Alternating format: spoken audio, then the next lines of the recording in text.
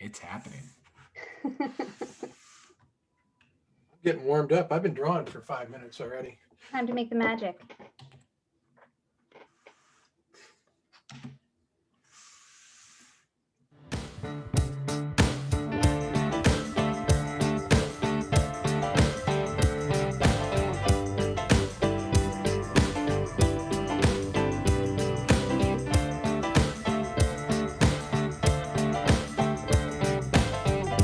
Illustration, isolation, illustration, isolation.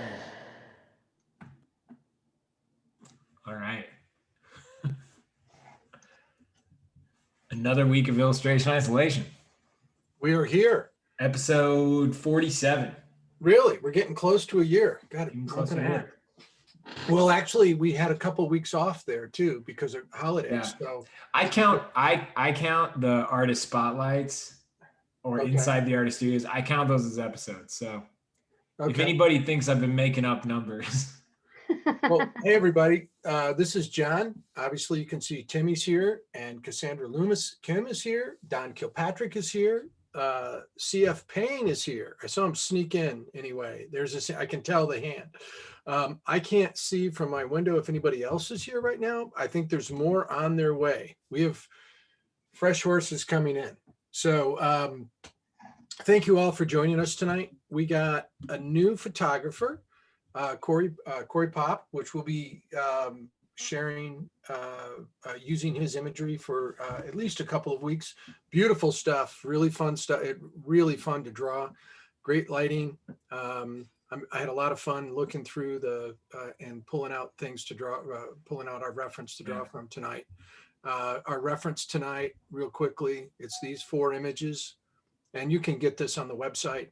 Mhm. So they're up and ready. and we're gonna and if you're new with us tonight, we do 4 20-minute poses, and we ask you to share your drawings after each pose.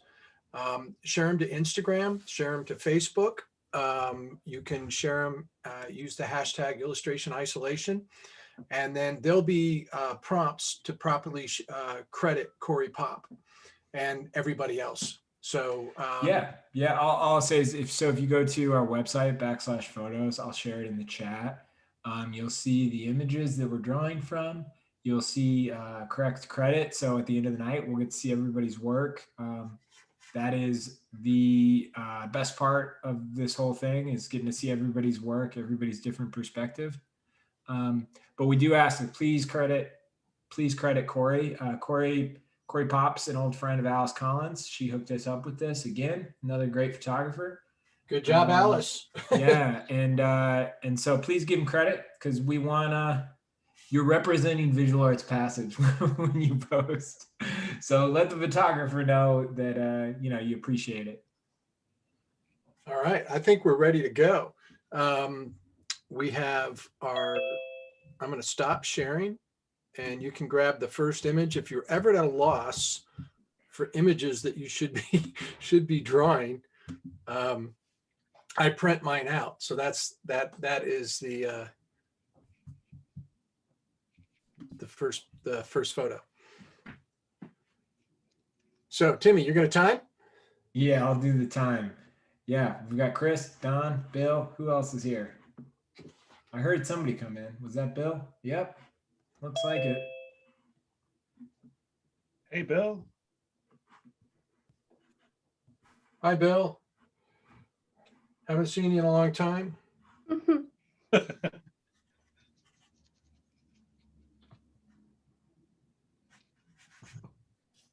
I saw I missed cats today. Yeah, we were drawing well, we did dogs a couple of weeks ago, and we had to do cats today. Just to be fair. That's good. Gotta be fair. You didn't watch cats while you were drawing cats, did you? Yeah, I was just thinking about that. Don. Oh, If anybody's confused, I just right now I'm sharing a link to the photos just in case this is your first time joining. And then they're talking about Studio Bridge. So this morning we drew for 2 hours with Bill and John. Drew some cats, small and big. Wildcats, house cats.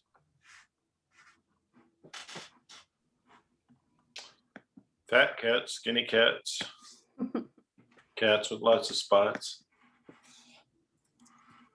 And then the only other thing I'll say is if you're unfamiliar with Zoom's chat, be sure to select chat, and then in blue at the bottom it says panelists. Make sure you select panelists and attendees. Kind of makes it more fun. And let's start off by, if you get a second, tell us where you're tuning in from and if this is your first time joining us.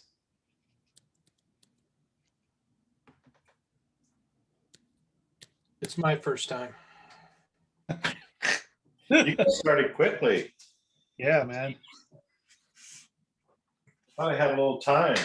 I was drawn for 5 or 6 minutes before we did the credits.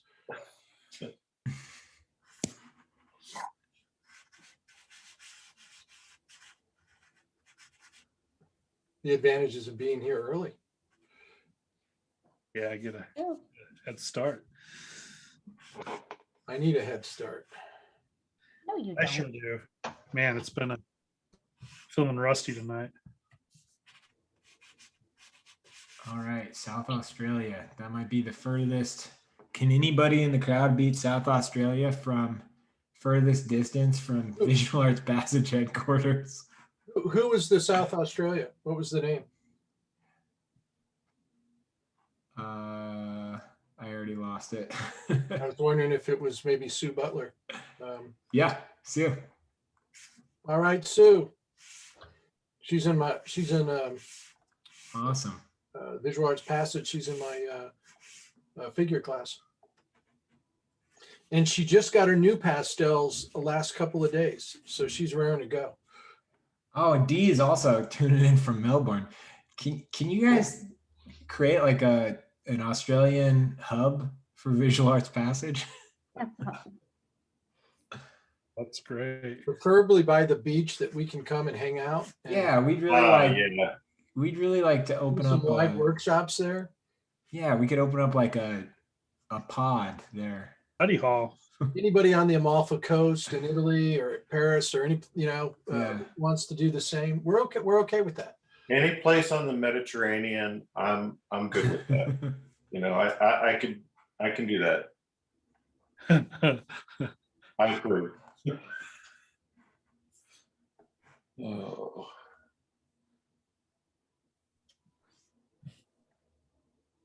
What time is it in Melbourne right now? Tomorrow. Well, yeah. Like tomorrow, what, early morning or something? 11 a.m. That sounds kind of nice to me right now. Yeah.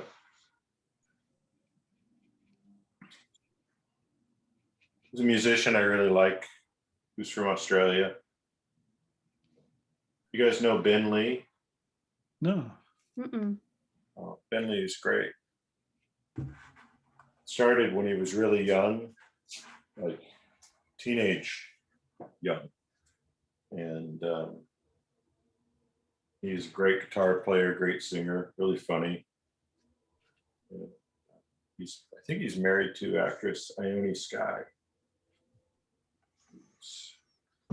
Huh. Who was in that movie where John Cusack holds up the radio? Oh. With his head. Oh, say anything. Say anything. I think she was in that.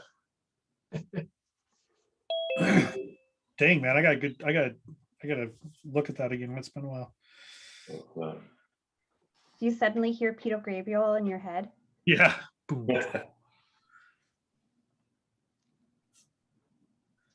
Yeah. I know I should remember this, Cassandra. Where are you at? Are you East Coast or? Yeah, I'm in Richmond, Virginia. Okay, that's right. Okay. I just kind of forgot. I was like, wait a minute. Where are you again? I'm in Detroit. Okay, well, that's cool. But we're on Eastern time zone. You would think we would be Central, but we're Yeah, you're like right on the line between Central and Eastern, right? right. Yeah, and I think we're on New York time just because of the manufacturing and stuff. Mm. He's in the land of Hundley.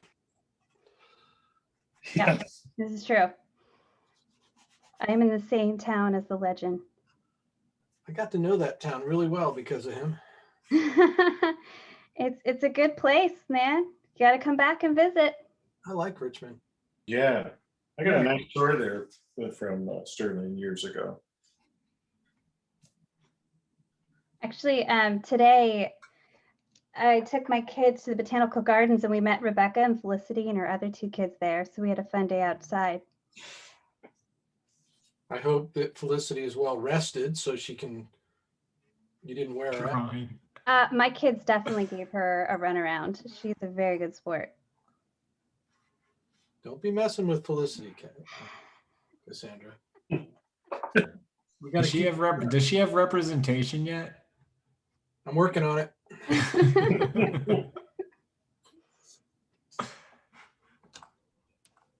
Oh, so she's in Richmond. So like if, when she has her first gallery show, that's close enough I can, Yeah, y'all can come down. It'll be great. yeah. You got to make it out that way. I've never been to that. Never been to Virginia. Never been that way. It's a Oh, nice. it is for lovers because it has everything. It has the coast, so we've got beaches, we've got mountains, we've got hiking, you name it, we've got it. Oh, Virginia is for lovers. you Mhm. got beaches. Get in the car for a long time.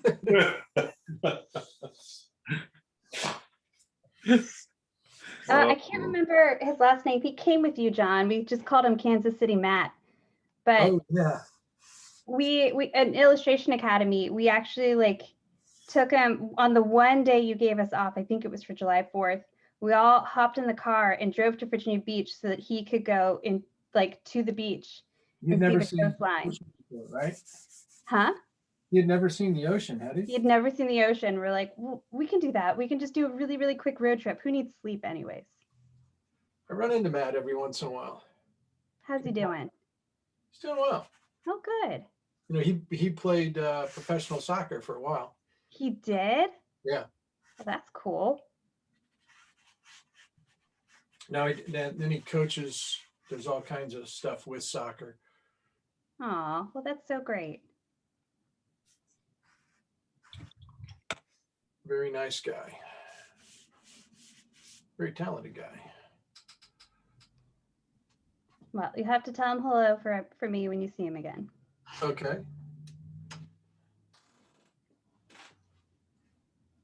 Uh-oh. My chair is squeaking again. Sorry, Timmy. When I was in Virginia, you guys had the pods. Yeah. Well, we won't talk about that. Okay. That's like another lifetime ago. Bill, it's all about Australia now. Okay. Yeah, I can't stop thinking about that. Yeah. Has it warmed up down in Kansas City at all? Oh yeah. Yeah. 75 yesterday. What? It's not fair. Oh, that's what we had too. Yeah, that's what we have. That's Oh, what you got here today, John. I hate all you guys. Hey, Dale. Hey, Dale! Yeah. Yeah. hey. I snuck in. I couldn't help but brag about the 74-degree day today. Oh, It's very nice. It was gorgeous.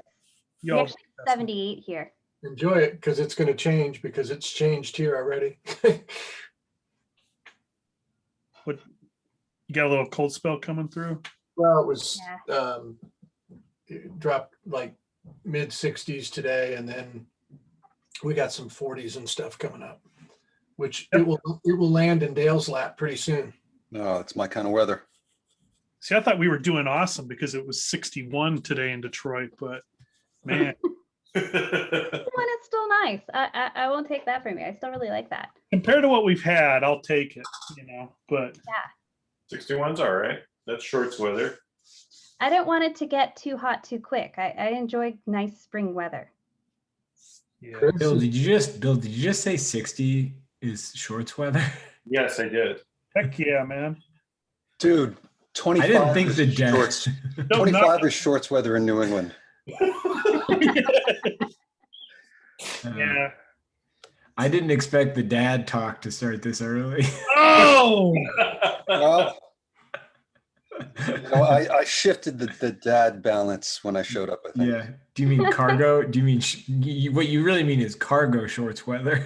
I don't, does this happen in, got lots of pockets, man. You gotta, you know. is it, Pockets. is it a New England thing? You know, there's a certain kind of guy who just wears those cargo shorts all winter.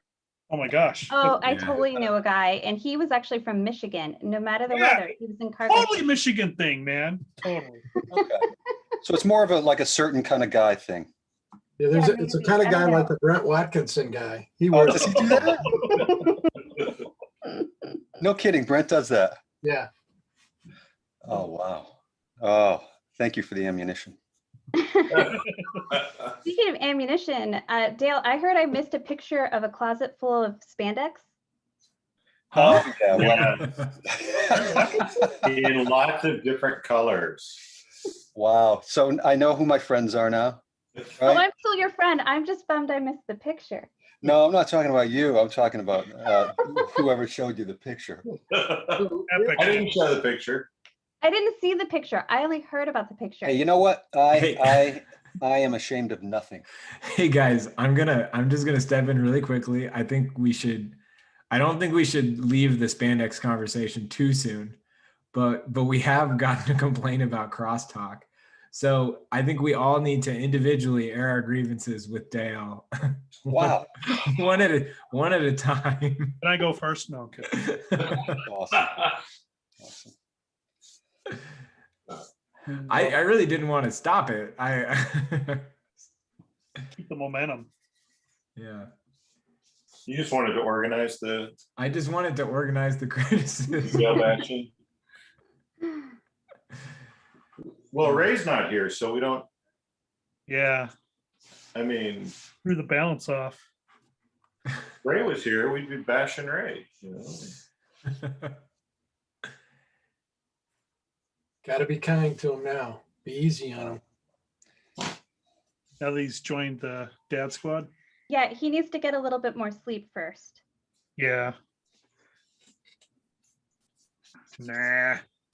I don't think you can join the dads club until you start actually saying dumb stuff that your kids call out. Right? Till they start calling out your shoes, dad, your dad's Oh, man. everything, your shorts, your shoes, everything. So Dale, just simply saying stupid stuff doesn't qualify you. It has to be No. critiqued as well. No, I mean anybody can say dumb stuff. I mean, come on, man. We all do that. It's you need to qualify. You need one of your children to turn the power balance. Yeah. And you think you're teaching, and in fact, you're just making a fool out of yourself. Right? Oh, yeah. Yeah. Worship. Yeah. I think that's a great standard, Dale. What I like is that he has standards. So it sounds like Ray has a couple years before you guys are going to recognize him as a member. Hey, he's gonna earn Oh, it. I think he's automatically in, don't you think? Yeah, but it's a junior membership. Yeah. We still get to haze him quite a bit. His fees, his monthly fees are higher. We'll stick with the bar tab. He still has to Right. pick up the coffee. Yeah. Yeah, he's picking up all that stuff. Yeah.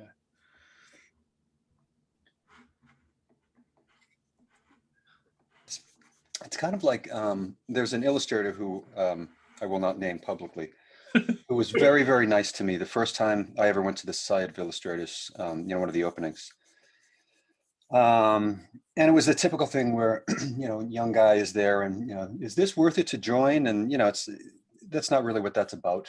It's, it's a community, and he was trying to tell me all that. And so he said, tell you what, you join, we'll go to lunch. I'll take you out to lunch here, and you'll see it's just a nice thing to be able to do.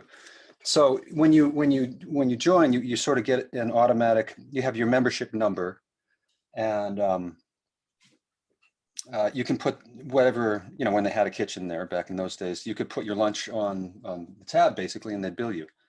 So this guy, kind of as a hazing thing, every time he would go to the society for lunch, he'd use my membership number. Aw. And every year or every whatever, billing cycle, I would get a bill for, $150 or whatever.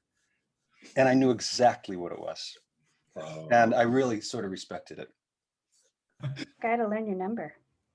Oh my goodness.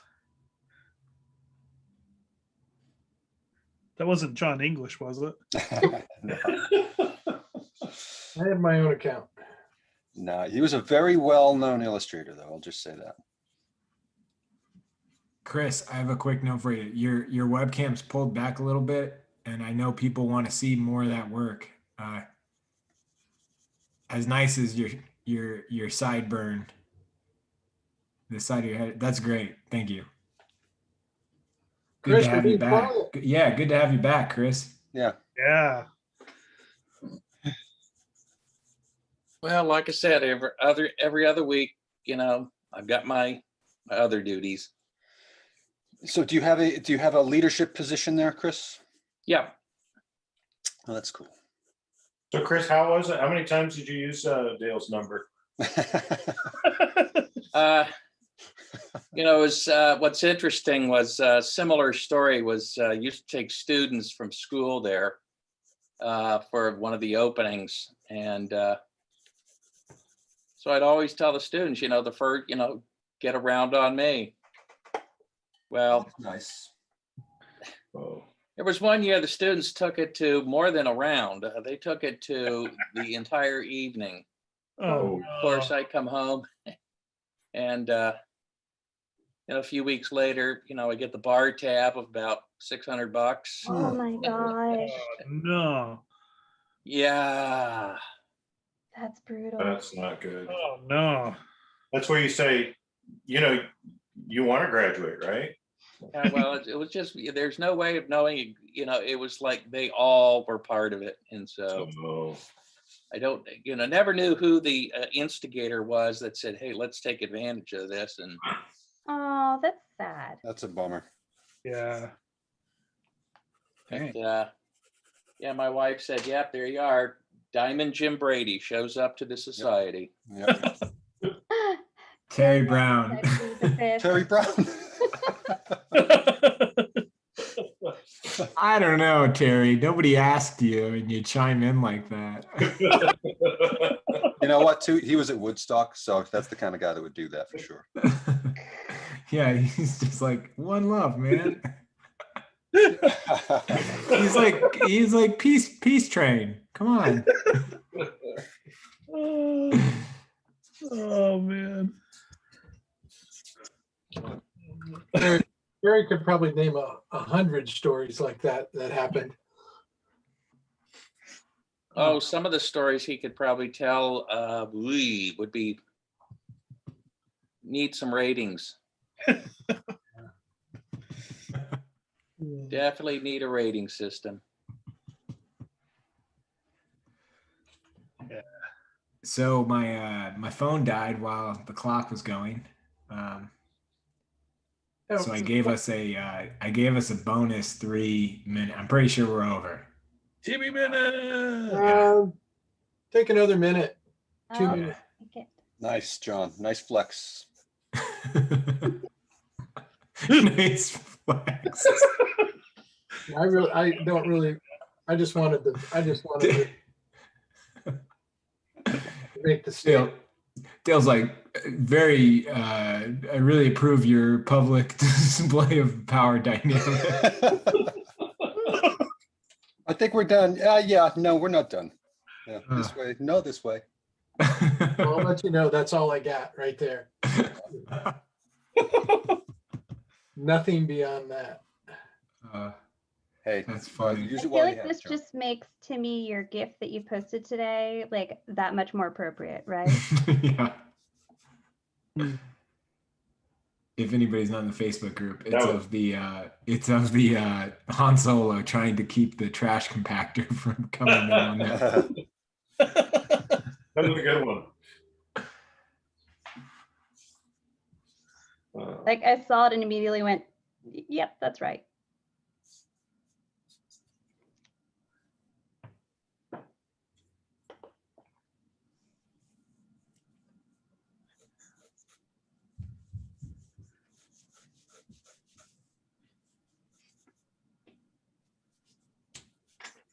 So we've gotten past the weather segment, the checked in on the art dad section. Does anybody have any good projects going on right now? I got to draw the governor of Massachusetts today. That's pretty exciting stuff, isn't it? Oh yeah. No, it's actually not to me. I don't know. Bread and How butter, did you end man. up drawing the governor of Massachusetts? Pardon me? How'd you end up drawing the governor of Massachusetts? Oh, just for a job for a local magazine. Oh, cool. That's cool though. That sounds cool to me. He's it's funny. He used to be the head of Harvard Pilgrim Health, which, is a healthcare organization. And Massachusetts has really bungled the whole vaccine rollout. So No, he is taking it on the chin. he's having to. Yeah, I can imagine. Oof. Yeah. It's funny. I mean, one could have imagined this sort of thing was coming down the line. So it's, I've been doing politics for so long. It's so dependable that someone's going to screw something up. You know what I mean? So Yeah, it's par for the course, right? Yeah. Do you save? You should save them for you just touch them up for the failure article. just evergreen. Yeah. Yeah. Well, it probably makes for interesting illustrations then. Oh yeah, it's fun. The maddening thing about this guy is it's actually very nice. He does that thing when there's an organization that they make wigs for kids with cancer. Oh yeah, Lux for Loves. Yeah. Yeah. So right around this time every year, he shaves his head. So of course, Cool. as soon as I finish my illustration of him, he shaves his head. So you need a shaved head version. Like, Yeah, you I gotta do. get do. layers in Photoshop, man. oh Yeah. It should be easy enough. Yeah, I already sent it though. So once I send something, it's kind of dead to me. So love you while you're here. Have a nice life.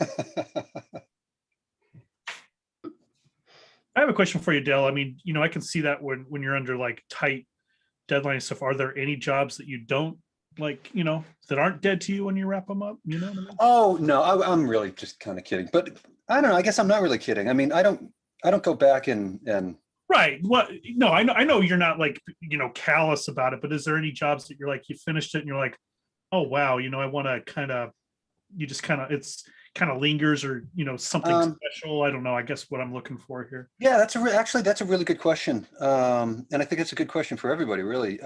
It's when it's never that big job. It's never, for me at least, something high profile. It's always when I feel like I had an unexpected sort of breakthrough or growth. yeah.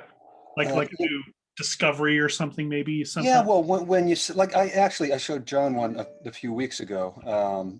I kind of sat back and I was like, oh, it was a real tight turnaround. It was like a day and a half.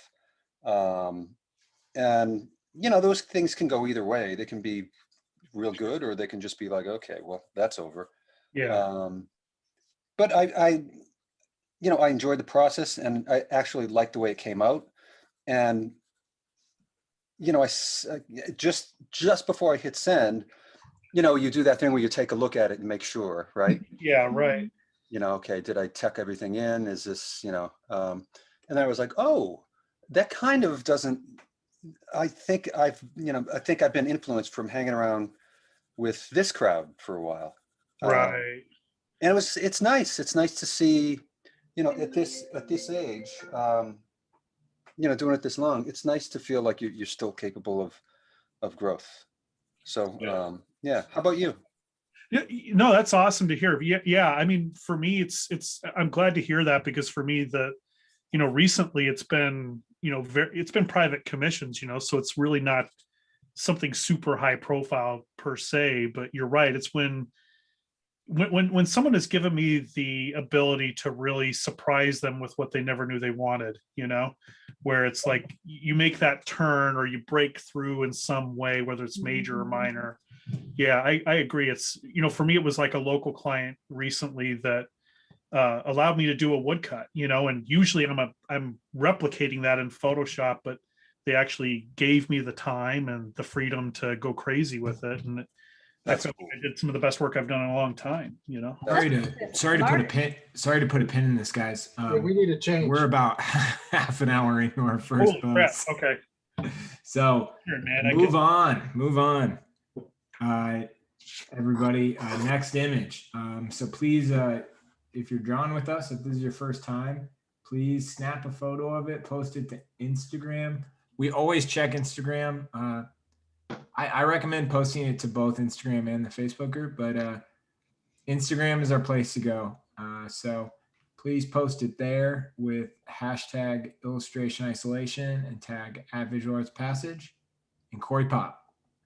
If you go to our website, you'll see all the correct stuff. So I recommend doing it. Here's That is killer. what to share. There you go. So now we're moving on to the second image. Beautiful, Chris. Yeah, Chris, that looks awesome. So Thank does you. yours, Dale.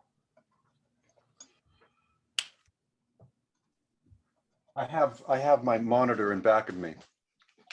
So when I turn around and see something like what Chris just did, and it's shocking.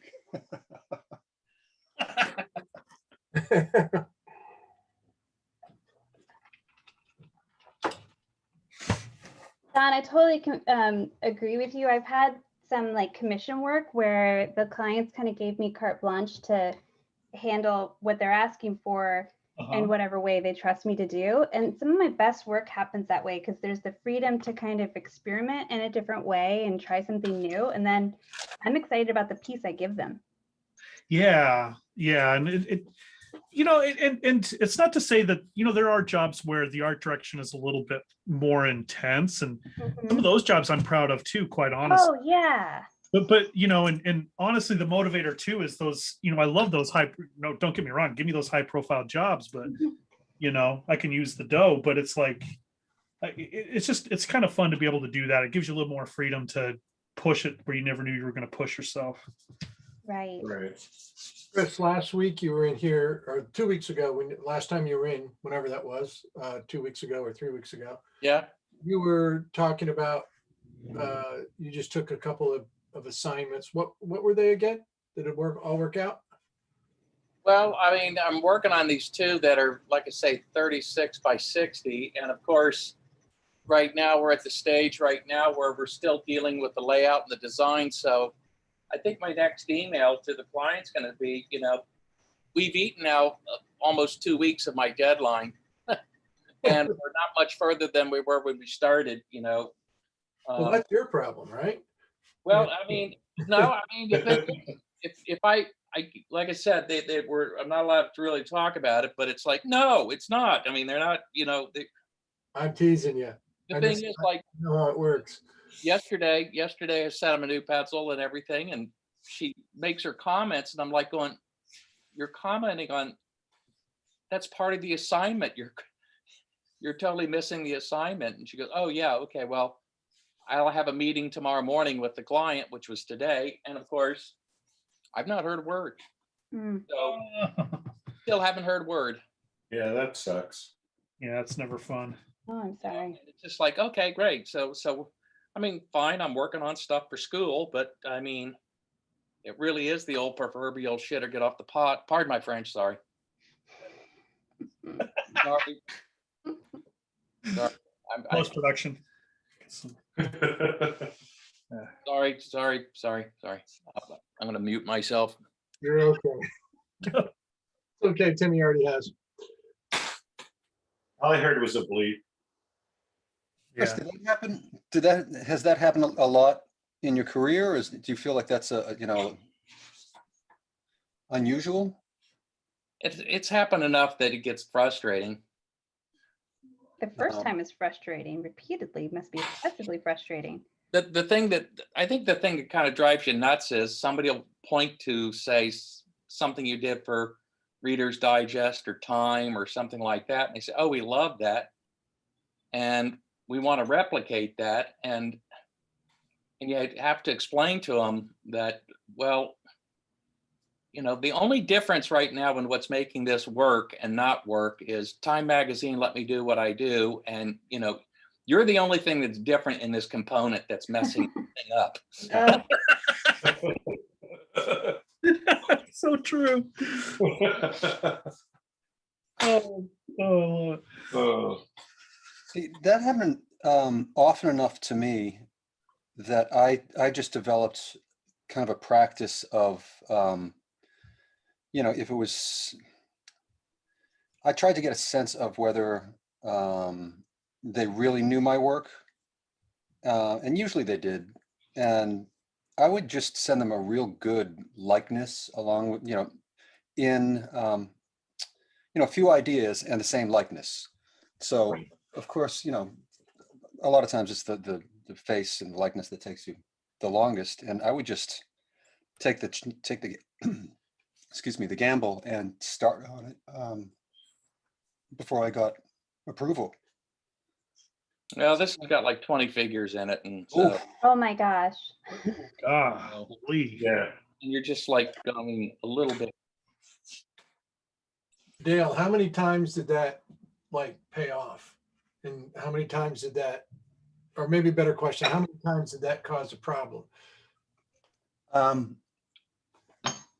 It caused a problem, I think, once. That's good. I did a ton of work for first a local, a group of local weekly newspapers here, and that's when I started doing that. And then I did a lot of work for the New York Observer, and they were just notoriously slow in approving a sketch. So you'd get the call on a Wednesday or a Thursday. Do you have time right now? Yes, I do have the time. And then of course, I'd send a sketch as soon as I could. So Wednesday night or Thursday morning, and wait. And the deadline's Tuesday morning. And very often they'd get back to me on, like Monday afternoon, Monday evening. And they always wanted, like Chris, they always wanted, a cast of thousands, a DeMille production, right? So, first you talk them down, and then it's just a matter of, starting early like that. There was no way I was going to burn myself out trying to get something done overnight. And you're ruining it. You're kind of ruining your name, because if you put something bad out there just because you didn't have enough time, then Right. nobody's going to call you, right? Well, that's precisely it. I mean, it's one of those deals where one of the things they're asking is, and I'm like going, people, what you're asking me to do is something where it's going to be, when it's all done, people will say, boy, Chris Payne is really losing it. Yeah. Right. Boy, he's getting old. His skills are really diminishing. Yeah. Did you see what he did? Oh my God. Goodness. I've noticed that.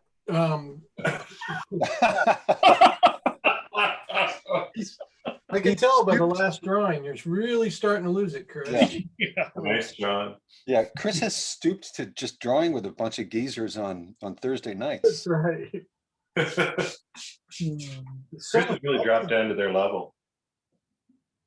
So yeah, but it's one of those deals. You always hear the stories of some artist who will call a client up and say, using some very colorful language, as I attempted to do a little while ago by accident, but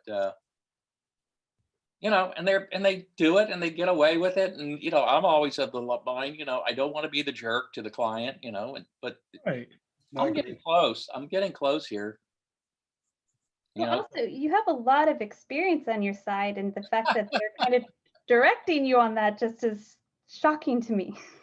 I still remember years ago when I was living in Dallas and Bart Forbes was working on a project, and he was just being driven crazy by the client. And my term to him was, I said, Bart, come on, you're Bart Forbes. I mean, don't you ever get to put the top down? That's great. I like that. And he said, what? No. I was like, what? No, you never get to put the top down. Well, Chris, oh man. you're Chris Payne. Right? Don't you ever get to put the top down, or? Well, that and $4 will get you a cup of coffee. Yeah. Someone asked, how do you know when to speak up to the client and say, hey, that's not doable, versus pulling a Drew Stuzan and creating a full-on pieces with one night? Well, I mean, it always is, you can do some of that, but I mean, I just remember once early on just simply saying, that there's only so much time in the day. There's only so much time, my title is illustrator, not magician. Right. And so I tell them, I can illustrate this, but I can't illustrate the Battle of the Thermopylae overnight. Yeah. Right. It's good to set those, it's good to be just upfront, be very direct and upfront about it, because you don't want to be in a situation where I always like to surprise the client, in a good way, where I try to manage their expectations up front. It doesn't always work, but I try to manage it up front and just be realistic with them. And, sometimes if they pass me by, then I kind of, it's a bummer to lose out. But on the other hand, I actually, in the long run, I feel much better in some of those instances, because maybe they wouldn't have paid on time. Maybe they wouldn't have, I mean, who knows? Maybe they did, but you got to weigh all those things. It's very case. Don, that's really expectations. I mean, yeah, I think you have to be realistic about it. And, I think there's times to challenge yourself, but there's times where, if you're not feeling up for it, man, you might. I have a question. So which brain is creative? Which one is like not creative? Left brain, right brain? Which one's which? I don't even know anymore. Okay. Right brain is creative. Left brain is like more business. Have any of you seen Lost in La Mancha? No. No, it's been on my list for a while. But. It's a documentary about Terry Gilliam's attempt at making Don Quixote. Yes. And I'm gonna rewatch it soon, because it's like what got me interested in film and stuff. But it's like the perfect, when you talk about clients dealing with artists, it's the perfect film about left brain people trying to work with the right brain people, and basically nobody coming to terms with just reality. That's awesome. And it just being a disaster. What's it called again? Lost in La Mancha. It's about a film that just it was a Johnny Depp film that completely fell apart.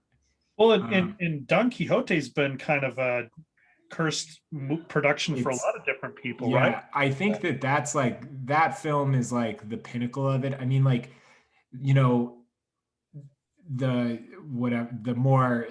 money men behind the shoot are like, you got to get flood insurance. You have to for your set. And he's like, we're filming in the desert. We don't need flood insurance.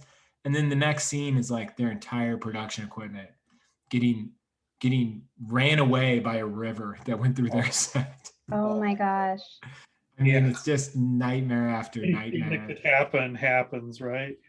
Yeah, it's just, and a lot of it actually seems to be, I remember somebody kind of breaking it down for me, because it was mentioned with like dealing with clients, is that Terry Gilliam developed such a hate for the producers and had so little respect for kind of his clients in a way that he just ignored everything they said.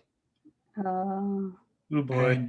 And it was like a blindness that was really interesting. But the thing falls on both parties, so it does get pretty interesting. But I recommend it if you enjoy like behind the scenes stuff. It's definitely. I'll have to check it's that out. hysterical, just because you're seeing Johnny Depp kind of like in a couple scenes, like kind of look, because this is like the height of Johnny Depp, and because he was like the heartthrob of this time, and Yeah, he was like the and headline. he's looking around kind of like, you can tell he's like, what am I doing here? Is it painful too to watch it? Like I that thought happen? it was hysterical. I don't particularly like feel bad for Terry Gilliam. He kind of makes his bed as it happens. Yeah. But it is just a very interesting, like, you're watching art converge with money essentially, and and this attempt at production that requires a lot of different brains to work together that operate on different levels, and I think that both sides developed such a animosity towards each other, as in, the creative person doesn't understand how business works, and then the creative people are like, they don't understand what we're trying to do, and it just creates a disaster. Kind of like he Because- implodes, doesn't he? What's that, Bill? Kind of implodes, Oh yeah, he goes kind of. I haven't seen it for years, but I remember. Yeah, Bill. I mean, doesn't he kind of go nuts? Yeah, I think he kind of loses it, and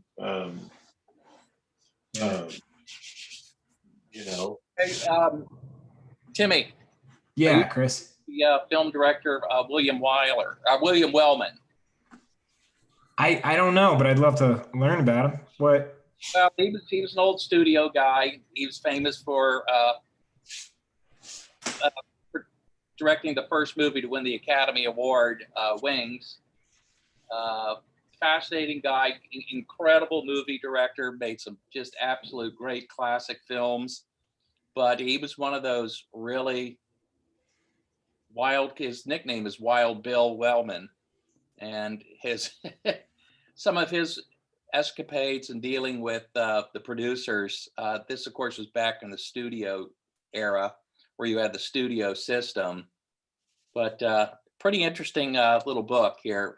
His life was pretty fascinating, from his service in World War I as a pilot, and all the great films he did, the Oxbow Incident, Star is Born, just a ton of great films. Like I said, Wings, great stuff. But he had a bigger than life personality, and the relationship that he had with at times the producers were pretty interesting. It's a slice of the past, shall we put it? sounds like Orson Welles in a way too. Yeah, but this guy was, Wells was a different kind of animal with his eccentricities and his background. Wellman, I think one of the stories was the producers, I guess, to save money, were going to start charging the crew, for their soft drinks. So he just took the soft drink machine on a dolly, drove it to the end of the dock, and dumped it. And said, don't you ever charge my crew. Think little things like that. And I'm just imagining the crew showing up and being like, what happened to the soft drinks? well, they got their soft drinks eventually, because the machine was back. And I think there was another one where I think there was a film where one of the actors broke a window, so they were going to charge the actor for the break of the window, and it was by in the production, it was by accident. So he just went in and took a hammer and smashed all the windows in the Wow. as a way to just simply say, don't do this. I don't remember. I think it was it was either Kubrick or Coppola that when studio heads would show up to set, every single person on set was told to stop working. Huh. And then, of course, the producers would be like, "You're 2 weeks behind on production. You got to hurry. We're running out of money. You got to wrap this thing. Why is no one working?" And he would go, "They're waiting for you to leave." Wow. And it was just, yeah, kind of an insane power move. But I'll look into which director that was. Chris, have you read anything about like the Marx Brothers and some of the antics they Oh, pulled? yeah. Absolutely. They had a good sense of humor with it. They were changing studios, and I can't remember the name of which director or which studio they were leaving, but they were at the new studio head said, "I'm going to get the best of these guys," and he made them wait for like 2 hours. And when they were allowed to go in his office and wait, and he had this really big, elaborate office. And so when he finally came in 2 hours later, they had broken up all of his furniture and were burning it in the fireplace. Oh my God, that is And awesome. we're standing nude in front of the I was fireplace. going to say they were naked. Yes, they were naked too. Wow. Don't mess with That's with the professionals. Marx Brothers. Don't mess with the Marx Brothers, man. Yeah, there was another guy.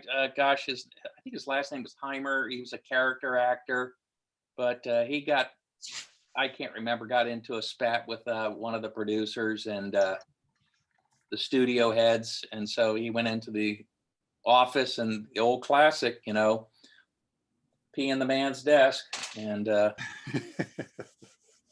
Gosh. that basically he didn't have the Spencer Tracy star quality of the Marx Brothers star quality to pull that off and come off successful. That he paid a price for it. And he should have. Yeah. Well, who hasn't done that? I mean, I know. In your I had a nickel for every time. in Dale's rock career, how many hotel rooms did you break up? oh my God, that's funny. I never understood the impulse behind that. Most of these people are on tour buses for the majority of their time. You're in a hotel room, but why would you do that? I don't get it. No. I don't get it. Well, it's like the smashing the guitar. Yeah, that was an accident. Pete Townsend, the first time he did that was a total accident. No, I know that, but And now they just do it for, yeah, it was funny. Who was the young woman on, is it Dua Lipa? no, Phoebe Bridges? Is Oh, that her name? Phoebe No, Bridgers, yeah. I guess she smashed her guitar on SNL a couple of weeks ago. Yeah. And it turned into a Twitter war with David Crosby. Well, she tried to smash it. That guitar seemed indestructible. I didn't see it. Oh, was it one of those things where you're trying to smash it and it gets the better of you? Yeah, it was like that guitar was not going to break. I had a buddy who did that once, and we all laughed at him. It was a Les Paul, and it was just, those things are heavy, man. Yeah, Really, really heavy. this thing was like not going to break no matter what. That's funny. And I was laughing. I thought it was hilarious. It was just like, Yeah, and Dale, I would just imagine that there's a break that's satisfying, but then the more likely break, I would imagine, is just the neck snaps from the body. Yeah. And there's nothing cool about that. yeah. I mean, this thing just bounced off the stage amp or whatever they're called a few times. Oh, the monitor, yeah. The monitor, yeah, the monitor. It was just like, come on. It's like Alon and his Tesla truck. Do you remember that? The easier times before pandemic, where he was trying to throw the weighted ball at the windshield of Oh, the that was truck. Riot. Yeah. That was indestructible. Yeah, this is indestructible. And he destructed it. And the window broke, Yeah. right? Whoops. Yeah, I've seen videos of people trying to break modern car windows with hammers. It's almost hard to believe that Tesla struggled at designing that. car windows are pretty tough now. Yeah, that's why when, there's an accident and somebody goes through the window, that's a serious Yeah. deal. Yeah. John, you were mentioning the Marx the waiting room thing. Did you ever hear the story about my dad he knew he was going to get served. Somebody gave him the heads up. They're like, just so you know, you're going to get served. And so he's anticipating somebody to come to his office that he doesn't know. And soon enough, this man in a suit arrives that he's never seen before. And he comes into their office and he asked, basically he was directing his way to my dad's office. And basically he got to my dad's office and my dad's desk had a door behind it. And when he walked into my dad's office, he said, "Are you Tim Trayvon?" And he goes, I'll have to ask your name and I'll put you on his schedule. He's not in yet today." Oh, that's great. And the guy's like, I can wait. Is he coming in today? I can wait. And my dad goes, "Sure." And so this guy sat in his office with him all day, waiting to serve him. And it's really cruel. It's awful. This guy just went through hell. And, and then at the end of the day, my dad goes, "Well, it looks like, Tim never came in." And he did this for like 3 days. No, he didn't. Yeah, until somebody finally came in and they were like, "Hey, Tim, just wanted to let you know one of the presses, is acting weird." And he was like, "What the hell?" Oh. Yeah. Awkward. Somebody asked a question a while back on a different subject, asking about how do you price an illustration work? Well, there's usually a budget, and if you haven't worked with the client before, and they're not telling you how much the job pays, 90% of the time they'll give you the deadline, the brief, the subject, the deadline, and the budget. But if they don't tell you what the budget is, you say the words, "What's the budget?" And if it turns into a negotiation, then you're usually dealing with like a lower food chain organization. And then if you have the experience, you just, you know what a full page editorial piece goes for in the marketplace. Is that a squirrely answer, or is that the funny thing is that I don't think those prices have moved much. It's like minimum wage, It's like, well, I wouldn't call it minimum wage, but you're right. No, I mean in that it hasn't moved much. Yeah. Yeah. And no, it's not minimum wage. It's, it can be a good wage, but I mean, has the price for an editorial spot really changed? No, you're right in that. It's only gone. I fight kind of like with age, you no longer go for gains. You just fight, the declines. Right. So, I make sure that I hold the line. Right. But, to be really honest and fair about it, I probably, when I got into the business, I was working for less than Chris was working when I probably got, at the point that I was getting similar jobs. And I know that people who are, sort of doing, I don't want to say my competition, because I don't really look at it that way, but people who do similar work, the younger people, I know they're working for less than me. I talked to a person about 6 months ago. Chris, you're gonna love this. Who did it's a national magazine, but kind of a lower, not a list magazine.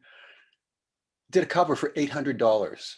Oh boy. Yeah, and I was like, this is in the days when we actually talk to people, before all of this. And I was like, dude, you can't do that. You Oh, do it man, to that's- everybody. Plot illustration Right. or a quarter page. Yeah, yeah. But I think a lot of it is just ignorance, and I don't mean, you know, they're stupid people. I think they just don't know, you know. But I mean, to be fair, I'm certainly not getting, you know, adjusted for inflation and time. I'm certainly not That's getting what I what meant. You know, Chris or John's father got. Well, again, I mean, I remember I was talking with a fellow teacher, and we were talking about just the difference in prices. And again, Frederick Rodrigo Gruger, who was drawing and painting, you know, at the time of World War I, at that time he was making about $13,000 a month. In Wow. in those dollars in those days, not adjusted for Right. Yeah. I mean, it was he was getting paid $13,000 a month, which would be, I mean, these guys are like movie stars, but again, you know, what was the competition? They were they were the form of entertainment that we all see today on television and things like that, because you didn't have TV back then. You didn't have the competition of video games. You didn't have the movies. They were the form of entertainment. And so therefore they were the rock stars. I mean, this is why, you know, was it James Montgomery Flagg is out there doing drawings and hanging out with Clark Gable and Jack Barrymore and folks like that. I mean, they were the rock stars of the day. But didn't NC Wyeth, like, at the very least, put the down payment on his house with Treasure Island? Yeah. Well, what was it? Charles Dana Gibson had a contract of $100,000 or something like that. No, that was it was Gibson. From Collier's. He had a 2-year contract to do a drawing a week for 2 years, and it was for $50,000 a year. And I think Parrish was the first one to really license his work. And I'm not sure if it was Daybreak. I think it may have been the Garden of Allah piece, something like his royalties in 1 year were like $75,000 for the one piece. Yeah, that's turn of the 19th to 20th century with Gibson, at least. I mean, I know Cornwell's later on, but you know, that's a lot of money for 1901, right? Or 1910. Oh, huge. But again, as I say, that at that particular time, those publications were particularly like Saturday Evening Post. I mean, Saturday Evening Post wasn't something you just simply subscribed to. Communities would get an allotment of them, and you would, put your name down at the local pharmacy or whatever it was to be able to put your name on the list to be able to see if you could be able to get the copy, because there was only so many of the copies that were available to go around. My grandmother was one of those people. Yeah, that's definitely with a little small town in Utah. Yeah. And so it was a totally different time. People, I mean, it was just, again, because of that fact, the advertisers, the magazines could charge great rates for the advertising for the page, page rate. Today, name a magazine, whether it's Good Housekeeping or Red Book or Sports Illustrated, any of those publications. With the students, I ask them, how do you guys even subscribe to a magazine? Oh. Do any students subscribe to none of mine do. No. Yeah. And and so it's just how the world has changed, and that's why the prices are what they are set. They're not set simply because they're money grubbing people. They've got to sit there and make the money back. Yeah. That's why when you do, Don, you've done books. Right. The price you get is it's an advance against royalties. It's an advance against and that's it. And until that book starts to turn a profit, do you start getting into your royalty checks? Yep. Yeah, you you got to pay for it somehow. Timmy, how are we on time? We check. I think we're over. Yeah, we're way over. John is like a We're over. Swiss watch. We're over. It looks like Superman. All right, Yeah, he let's does, switch does it? everybody. Does have a very Clark Kent quality to it. Yeah, John looks like Superman too. Yeah, got that chiseled chin, right? Move on to the third image, people. All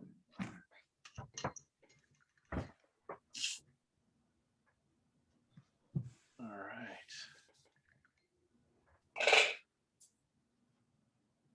Yeah, these are great photo reference tonight. This is amazing. Yeah. Thank Alice again. Well, as always. Thank Corey Pop. Yeah. I think that, just to kind of go into that pricing question too, like pricing is also based on what is it used for? Sure. Yeah. What are the, how long do they want to use it? How many times do they want to use it? Do they want derivatives of it? Do they want a complete buyout? Right. And I think there's accepting a job within reason for what you can afford to do it for, but there's also, you have to think in mind in terms of the entire market. And if you price too low, then that, I've always felt like that devalues what we do. But again, like I think we were saying before, it's not a matter of people being ignorant. It's just not being informed. There's difficult ways to be able to learn some of this stuff. I remember early on, I got a job that the price I got, I thought was the most incredible price I'd ever received for a job. It was by far the best payday. Yeah. And when I went to talk to the client, I asked them, why did you come to me? And they mentioned this other artist who was a very famous artist. And they said his price that he was asking for, and I had to do revisions, etc. His price was 3 times my price. Right. And he did not do revisions. And I'm just sitting there just dumbfounded, realizing you just undercut this guy and yet I thought that was the greatest price, because that was very early on in my career, very early on in my freelancing. And I just could not believe what had just happened there. And you just realize. Chris, that happened to Bart Forbes and I, me being the guy who took it cheaper when I was first getting going. And he saw the job that I did, and he told me, "Oh, I bid on that." And I said, "What did you bid?" And it was 4 times what I did. And I thought it was the most money I'd ever, at the time, it was more money than I ever dreamed of making by making Yeah. artwork. I mean, that happened to me when I was doing some comic book covers. They offered me a rate, and I'm like, that's a decent amount of money. And then I talked to somebody else, and they're like, oh, it's really this much money, which was about twice as much.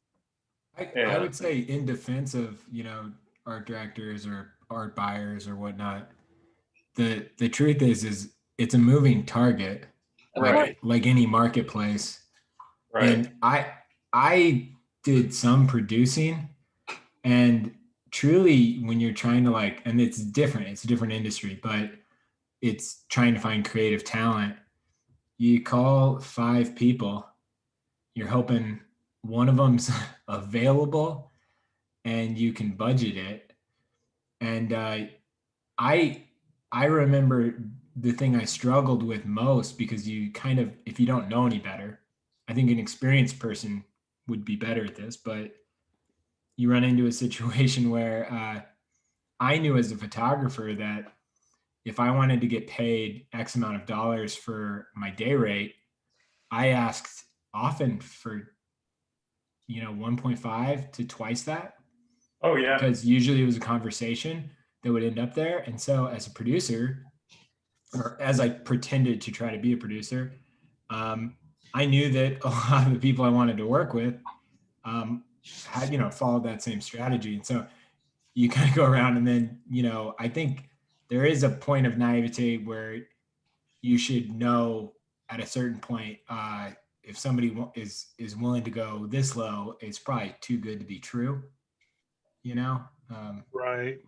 Well, it, you know, you also recognize, again, you know, using film terminology, you recognize that, you know, Richard Burton's going to get a lot more money than Stubby K. Stubby K could play the guitar. Yes, he could, but and the band. Yeah. Richard Burton. It's Yeah. a touchy conversation, Chris. Because I see both sides of it, because I think I mean, it's a different industry for me to relate to. So I won't speak for illustration, but for me personally, I ended up on getting experience for doing things that younger photographers told me not to do, because I was getting taken advantage of by not getting paid to be on a set or something. Right. You know, Hey, like, I mean, there's what's this whole thing started. It was kind of interesting. The whole thing started with, you know, how do you price illustration? Mhm. Yeah. Dale's Yeah. first response, I think, was really great. And most, especially in the editorial arena, it's already predetermined. I mean, there's not. Yeah. I mean, it's the budget. You know, it's what they have. And when you get into the advertising world, you get into the institutional world, you get into things where there's much more complicated bidding, much more complicated. I was gonna say I've never, in advertising, I had never come across that where it was just like, yeah, and I understand how it would be different, you know, with like if you land National Geographic or something, there's gonna be a flat, repeatable rate for that project. Yeah, so it's like But pretty if you get a gig, but if your gig is with like, I don't know, Wendy's, right? There's no, there would be no consistency there, I would imagine. that, you know, working with the agencies and stuff is a little bit more of a, you know, that's when you have to bid on things. And there's a lot of factors in it. It's, you know, as Bill was saying. Right. There's never been a negotiation for any editorial piece I've done.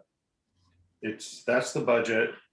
I've asked maybe once or twice if they, you know, if there's any more they can get for it, but usually they can't, or they'll try, but they're given a budget. They don't, you know, the art directors. Well, I don't know. I don't totally agree with that, Bill. I've been able to push back, but you know, only a couple For times. small amounts.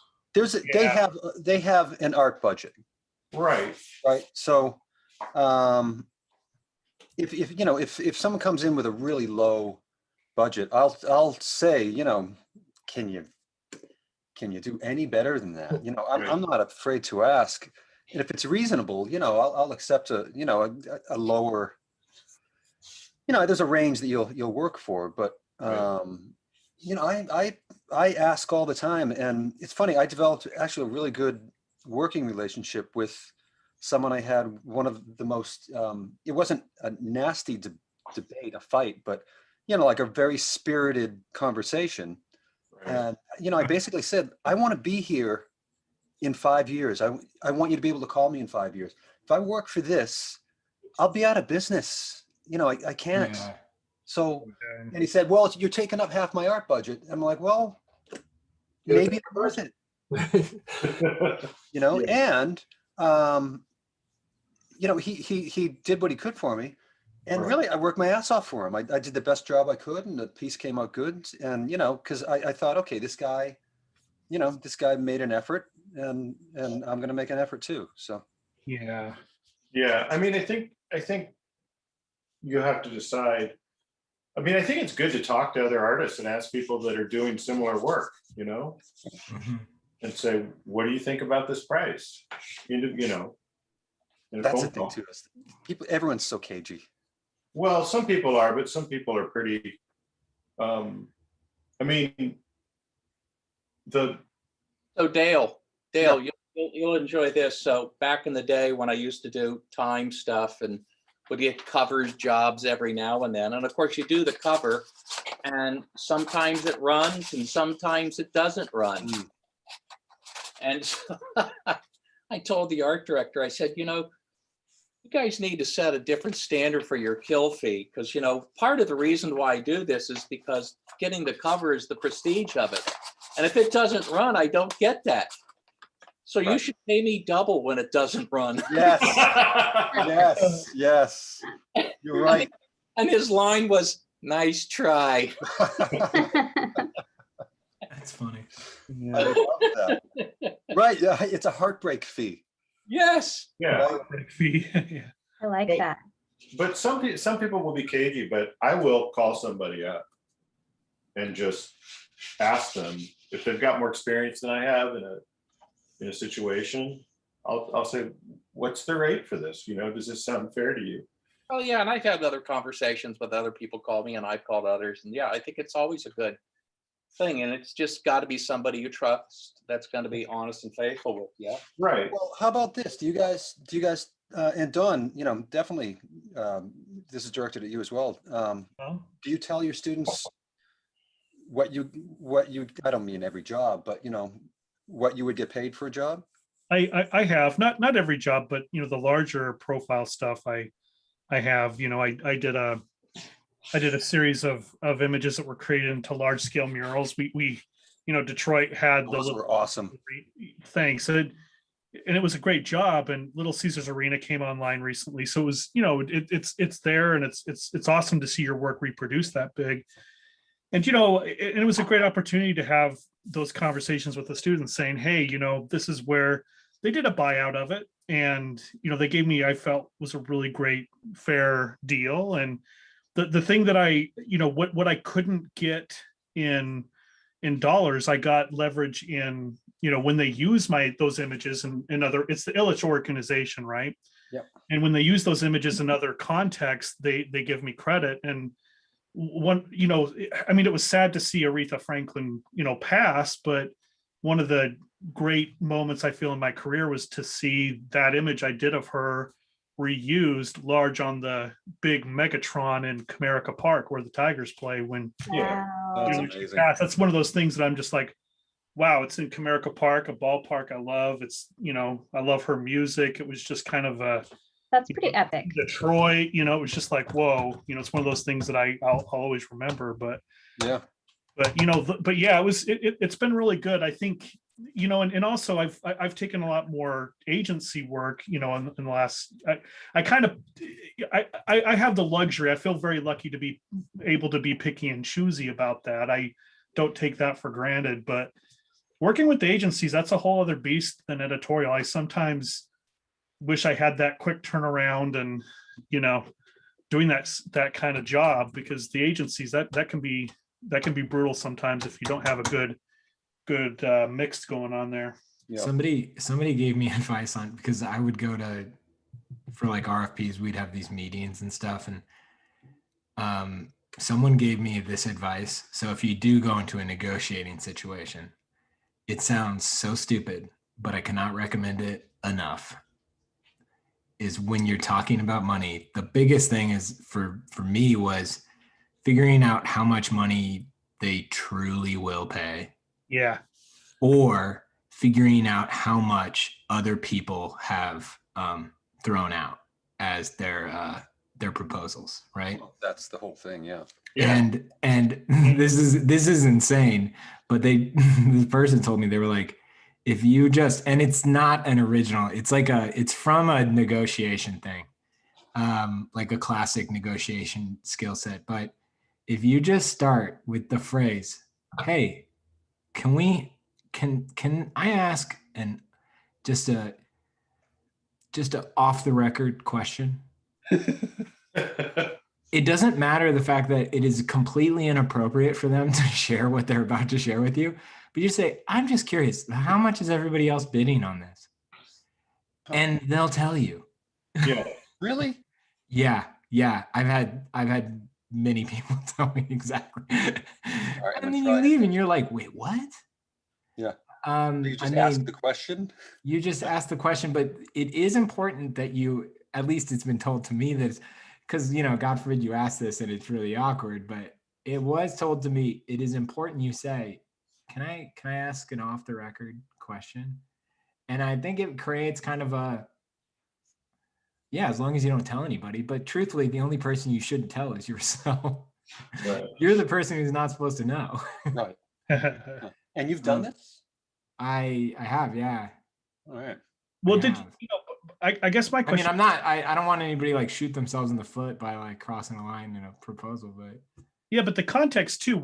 Did you spend time like really having building up a conversation with them before you oh, I dropped? didn't like opened with it. No, I didn't like open with it. That's what I was thinking you did. Was hey, by the way. Thanks for And I turning my mean, call. I mean, like Dale, like you have really, like Dale, you have like established relationship. I was like doing a lot of proposal work with people that never worked with me before, so like I was trying to break in, and if like a young film, I don't want to lead anybody astray for editorial world, like probably listen to Dale on this one. Yeah. But just when you get into that awkward situation where it's not a formal setting, you're working maybe with a newer company or an agency that maybe is being kind of obtuse about their. I mean, really, I personally, I think it's great for just anybody you're trying to work with and you want a really honest conversation. All of a sudden, for whatever reason, people are like honest. Yeah. I think what's so good is even if you do that and they say no, for me one of the most valuable things was getting comfortable with people saying no, because after it happens, it's not a big deal at all. It's the anticipation that's the horrible part. It's like, oh, what if they say no? What if they say no? And then you do something a few times and you get shut down. It's like, well, it wasn't that bad. I'm not out of business here. So. Yeah. Well, that's a good point, because I think that helps you establish good boundaries. You need boundaries. And I think. Yes. Yeah, it's a bummer, but man, I feel like a weight is lifted off my shoulders with, when you were explaining that. I think of instances where, man, I didn't, was so nervous about doing that. And man, I felt such relief after. Yeah. Oh, yeah. Well, one other thing I think you got to get over, I guess the toughest part to get over is just the fear of what happens when you say no. Yeah. Oh, when you say no. Yeah. Yeah. When you just simply say, I'm sorry. I mean, believe it or not, the first chance I had to do a Mad cover, I was disagreeing with the humor and in the joke and the thing that they wanted me to do. And I just said, I don't want to do this. And I'm like sitting there thinking, oh my God, I am saying no to Mad Magazine. Right. Which was just like one of the holy grails in my life, to do this. But I just simply, as I put it, was I didn't want to look stupid on the cover of Mad Magazine. Good boundary to have. That's kind of ironic anyway. I mean, it's kind of the job. Even though at times you could say looking stupid on the cover of Mad Magazine is your job. But it was just no. And the interesting thing was, I was working with Nick Meglin, and about a month later he calls me and he said, Chris, you were right. Did they get someone else to do that idea? Oh, they did. And stunner of it all was it was Jack. It was King Jack. No kidding. No. Wow. And what he did was fine. It was great, but it was just what they wanted me to do because of the one thing also, and I think some of you guys know, particularly Dale, I mean, Dale, your work is so perfect. And yet some people just feel like, oh, well, that's not quite right here. You can change this, you can change that. Oh. Whereas, somebody say like, Ed Sorrell, they don't make him change this and say, well, that's not looking exactly like the person there, because he's doing that wacky line caricature of his. Right. So, but, with us who do a level of realism, they start saying, no, that's not quite right. I did a piece for Time, I remember at one point, and I sent the pencil in, and it was this thing for the end of the year thing where I had all these people, and I had that, that British spy comedy guy, what's his name? Austin Powers. Yeah, Austin Powers. Oh, I had that one tacked up. Yeah, and they said, we don't think the Austin Powers is quite right. And I was like going, that's the only one I really do. The clock just hit 20. Sorry. So no, that was perfect timing. I don't mean to interrupt. But we're moving on to the next image. Just don't forget to share your work on Instagram. Hashtag illustration isolation. But anyway, my only point was at some point for you guys, particularly younger artists who are, I know it's a horrible feeling to actually let a job walk away particularly when you have bills to pay. Right. And at times I get that, but if there's ever an opportunity where, your cash flow is okay and you don't want to feel like you're being walked on or something along those lines, to actually say no is a cool thing. I have a friend of mine, I won't mention his name, and he's a wonderful artist, he's amazingly successful. And for years he had been wanting to do work for Rolling Stone. Well, he started changing his direction in the markets that he was working in.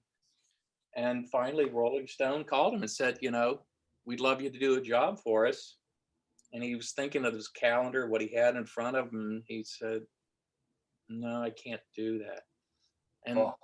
And so it was like, at one point he was going, wow, I just said no to Rolling Stone magazine.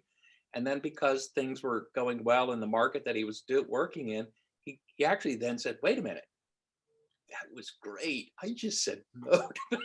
Right. So Yeah. on the other hand, he thought it was great too. And so you get that you can get both sides of that is my point. That's it. I got two things. Dale, you've been personally requested. Somebody wants your camera closer to your art. So if you can get it closer, you might be making one artist happier. I'm always much better at a distance. Okay. And it's after 8 o'clock, guys. I said I could go till 8, but I've got to get done. I've been going since 5. So awesome, Chris. Again, wonderful night. Great shots. Thank you for the stuff here, and we'll see you guys 2 weeks from now. Can you hold your art up to the camera? Yeah, that looks amazing, Chris. Yeah, beautiful. Let's get a close up for everybody. Yeah. Hey, Chris, I'll see you. Hey, I need to talk to you before Monday morning. Okay. Are you available tomorrow? I'm available all day tomorrow. Just give me a call. I'll give you a call. All right, man. Thanks again. See you, Chris. Righto. Don, the color looks amazing on that. Oh, thank you. Yeah, just kidding. Oh, Don, that's great. Thanks.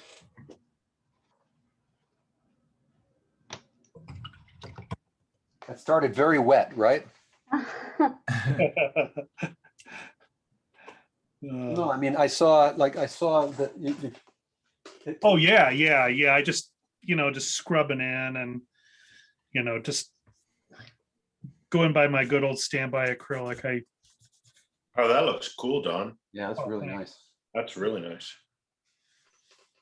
That shot was a crash and burn for me.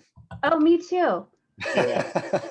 It's tough. I mean, Totally. I was struggling on just getting the silhouette right. I feel like I got nothing accomplished on that. Yeah.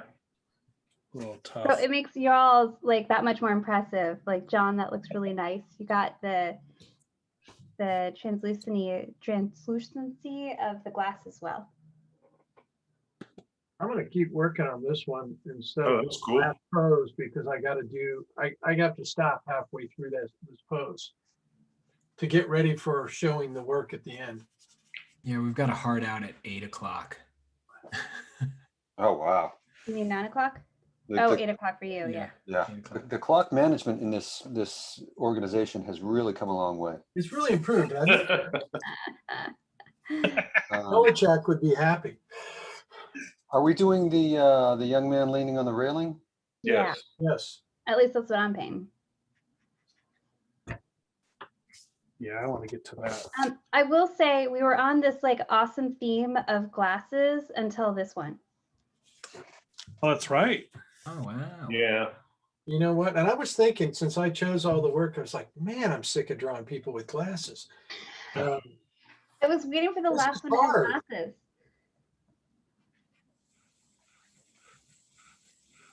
So I apologize, everybody.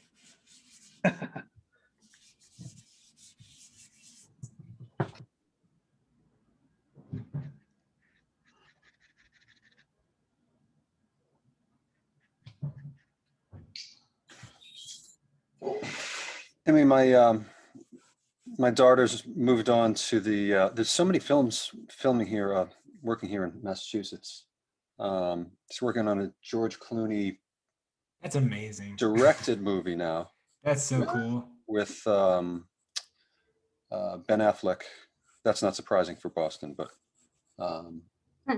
Yeah. That's great. and I guess after that she's set up to go to Oklahoma, where Martin Scorsese's filming something with a crew Ah, of 6,000 people.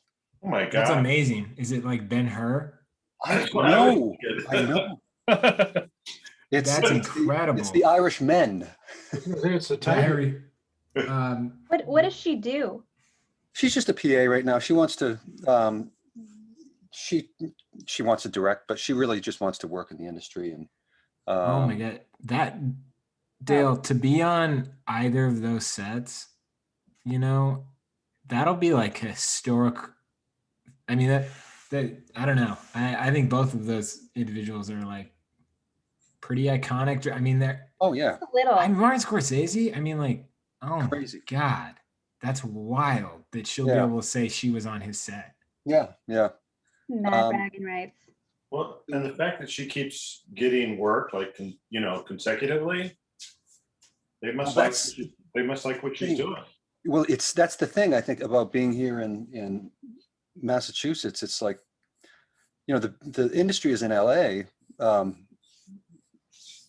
but you know, there aren't as many people in the business here. So I think that's why there have been some good opportunities.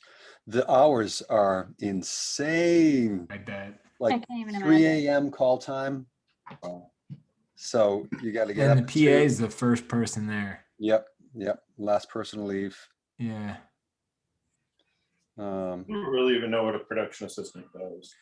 You know what? Everything. I've been talking to her about it for 2 months now, and I still have no idea. You're like, I don't know either. That's I fantastic. mean, they fill so many roles. They're Yeah. the backbone of the film industry is like production assistants and C-stands. Yep. Like it holds all of it together. It What was the second thing, Timmy? C-stands. They're the amazing. I think they're like the best invention in the film industry. They haven't What really is- changed that much. What- What's what- that? I don't understand what that is. What's What is that? A C-stand? It's it's used for lights. I mean, it's used for holding windscreens for anything.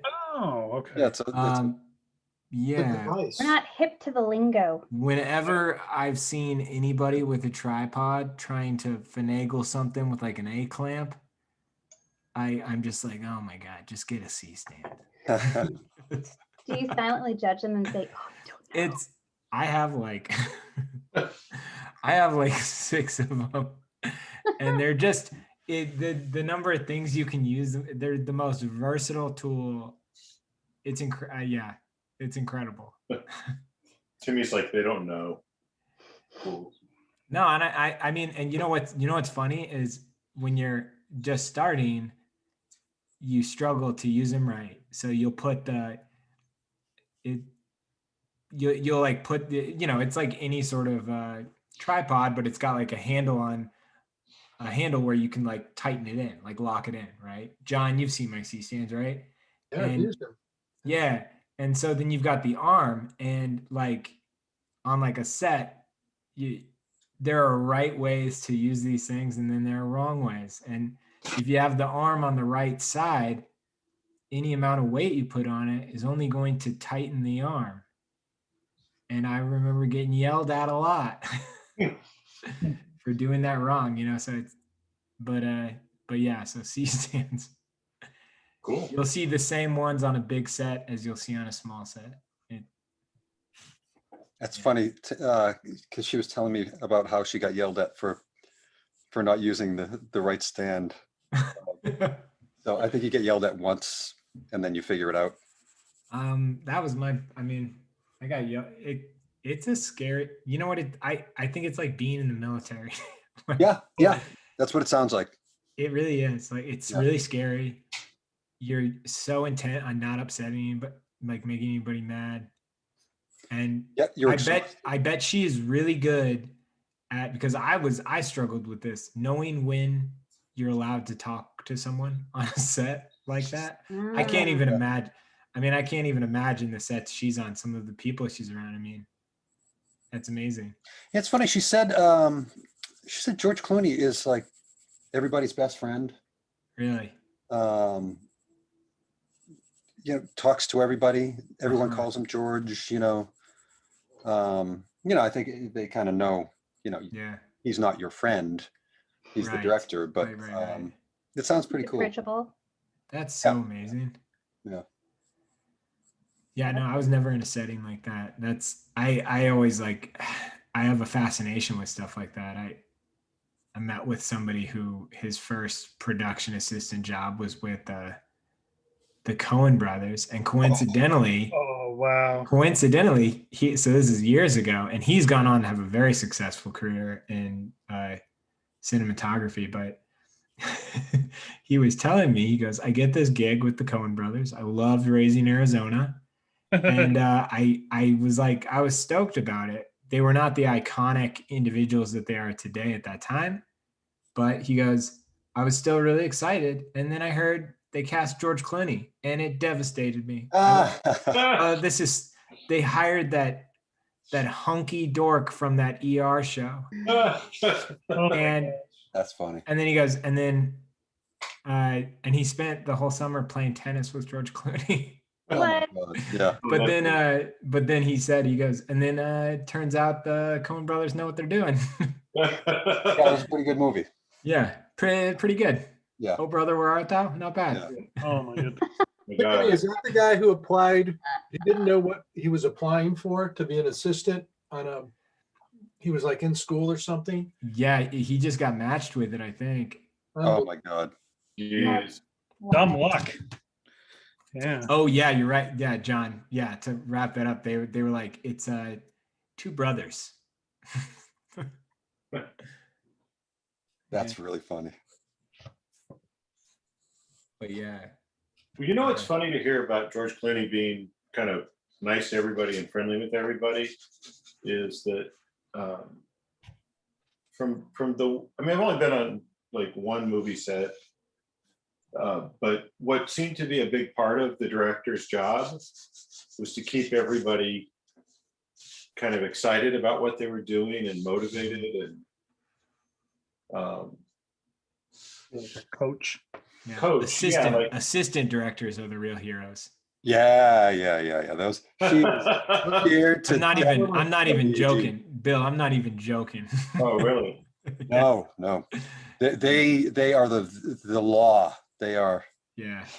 They do not have the fun job. No, she is scared to death of the AD on that production. Oh. That means he's doing his job. Yeah. Oh, well, I mean, like, especially, I can't even imagine now, because you're talking about a COVID set, which I don't even know what that's like. Like They all have, the protocols and rules. Well, on the previous one, Don't Look Up, apparently that was Netflix's biggest budget production to date. And the COVID staff alone was, I think it was 80 people. Wow. They spent over $1 million a day on just on that staff between testing and Fauci was like, I don't think you guys understood. I said, don't congregate. right. No, So- it's fine. We got 80 COVID employees. Yeah. So right. So 80 on that one. On this one, there are 12. Oh, wow. So that's just a budget. No. Is that like policing? They're like, Yeah. like hall monitors kind of? Yep. Yeah. But I imagine the union probably is clamping down on that too, wouldn't they? Like different unions or No, actually, what I heard was the Teamsters are like notorious for just violating. everything. Yes, Yeah. like they're the ones who are getting, written up for not following the guidelines and Right. I have like an utter fascination with all of this and zero personal experience with any of it. I Yeah. have very limited. I have no personal experience with what Dale's talking about. What Dale's daughter does is pretty awesome. it's pretty cool. I mean, I've heard it's so hard, but yeah, it sounds so cool. Yeah.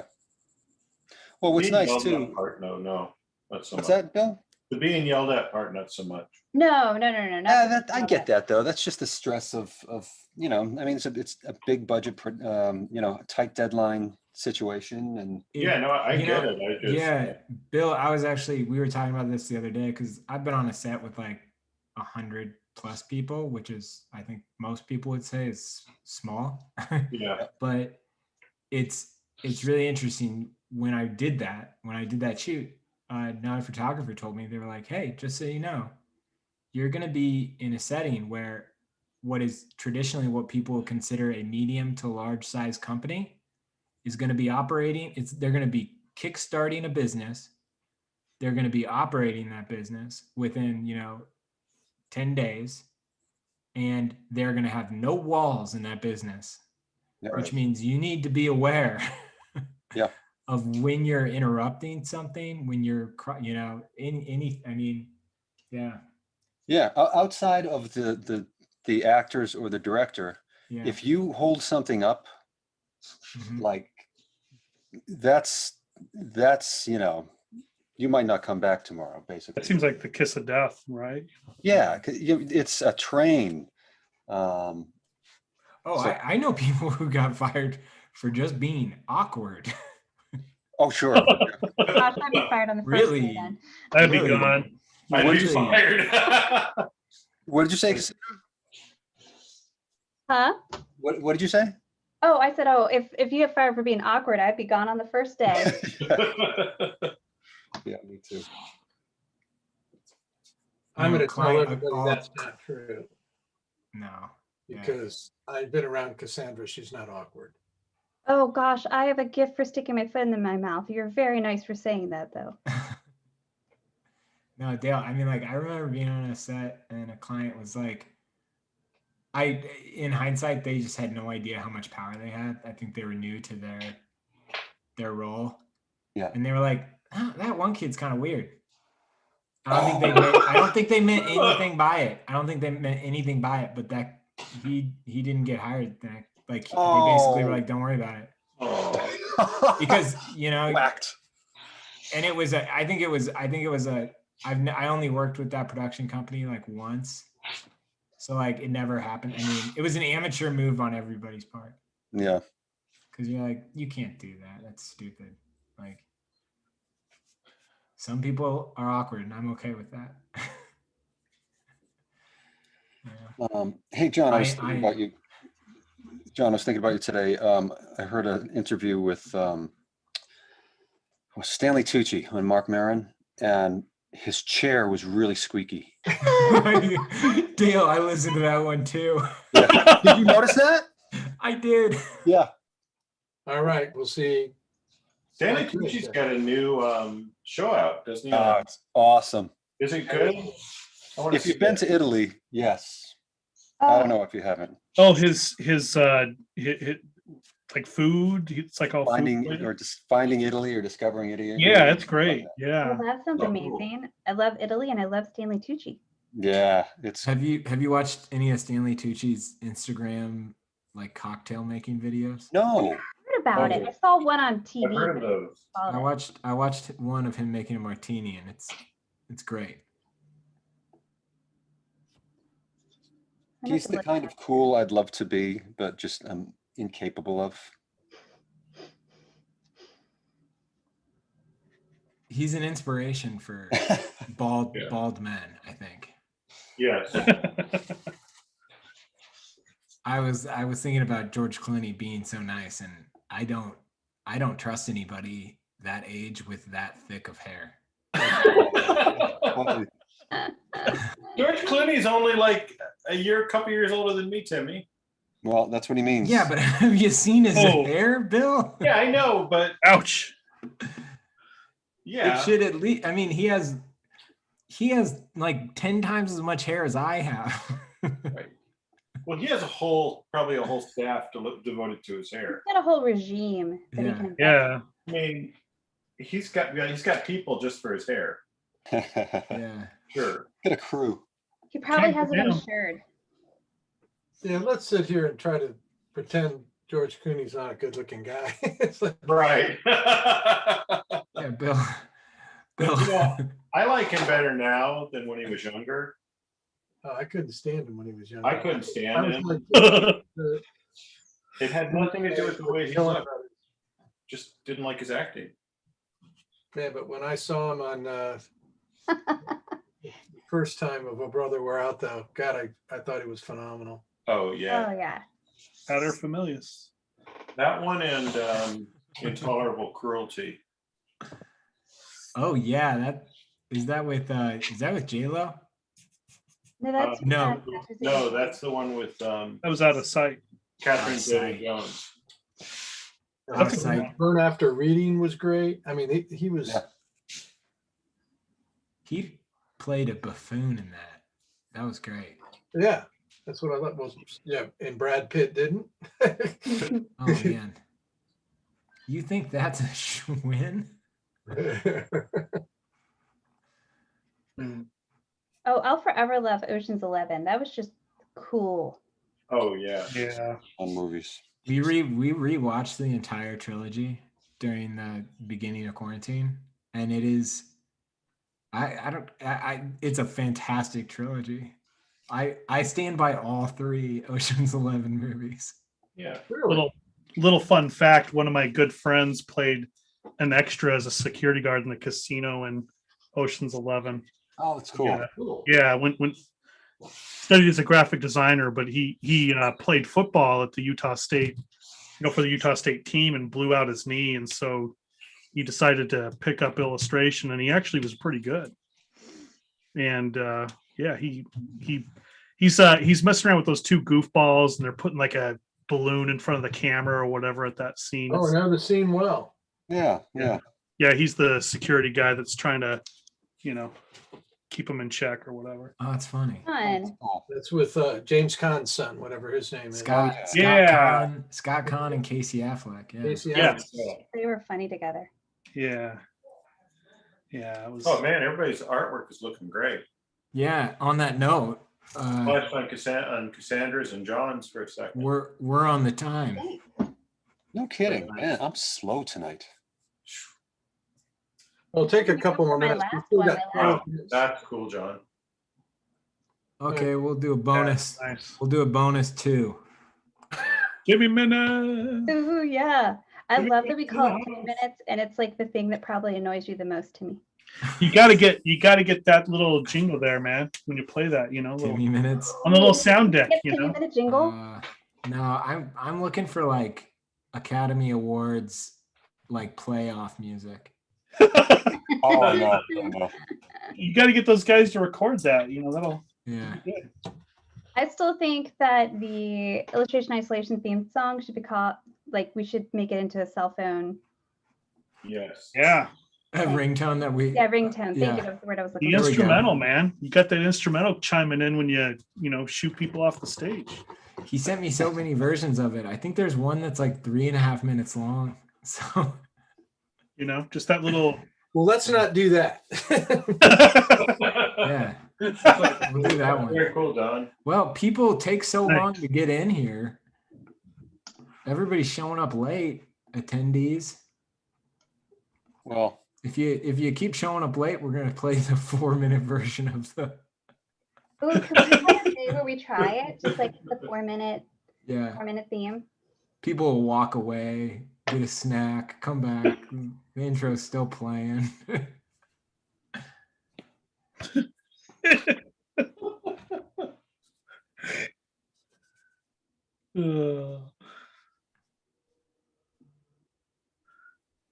Somebody said George Clooney uses a Flowbee. Oh, the Flowbee.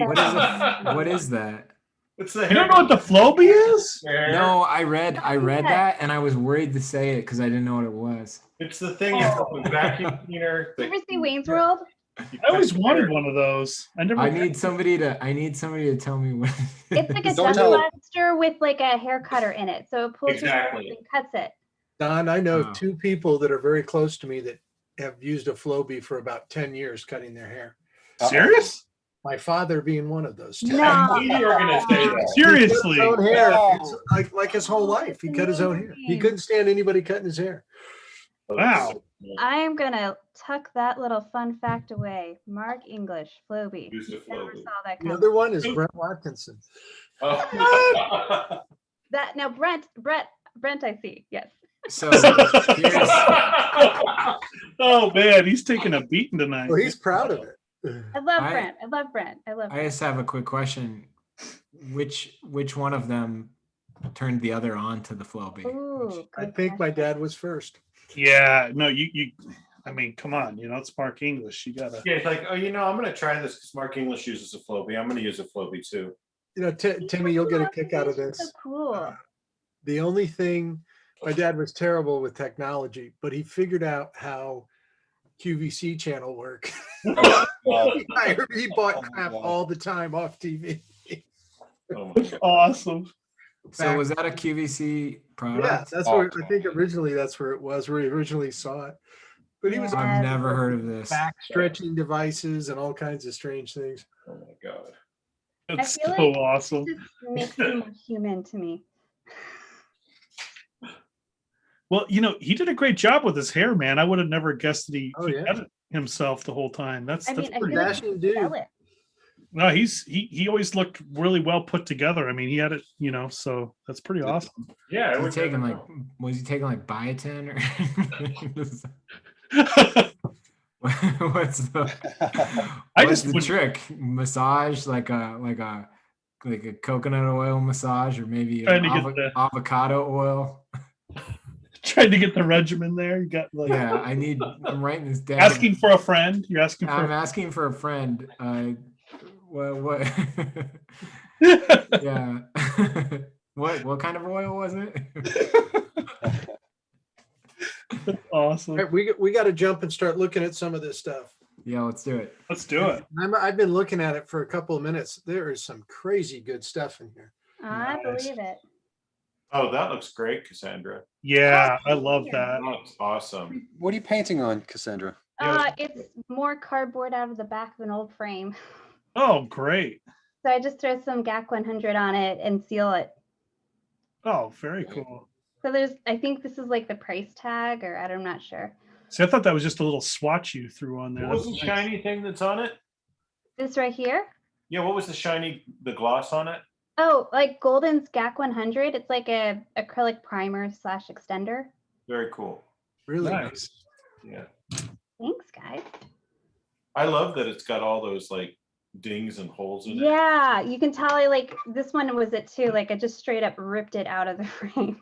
That's awesome. I'll have to send you some photos of like the stuff that I used to pick up off the ground to paint on, draw on.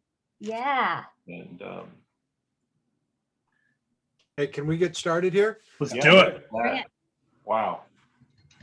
You're going to see a ton of really good stuff in here. Oh, I'm excited. Cool. Okay, so I have to go and first one, it's got the arrow. Okay, very cool. Nice. Oh, All cool. right, That's very cool. very nice. Look at that. Ooh. Oh, Oh, nice. that's Oh, nice. nice. Love the mood. Good. I can't stand that guy. I know, I was hoping we don't see the last pose, his last pose, because I didn't do the last pose and he got further than me on this one. He's amazing. Yeah, very nice. Oh, Oh, that's cool. Oh, that's cool.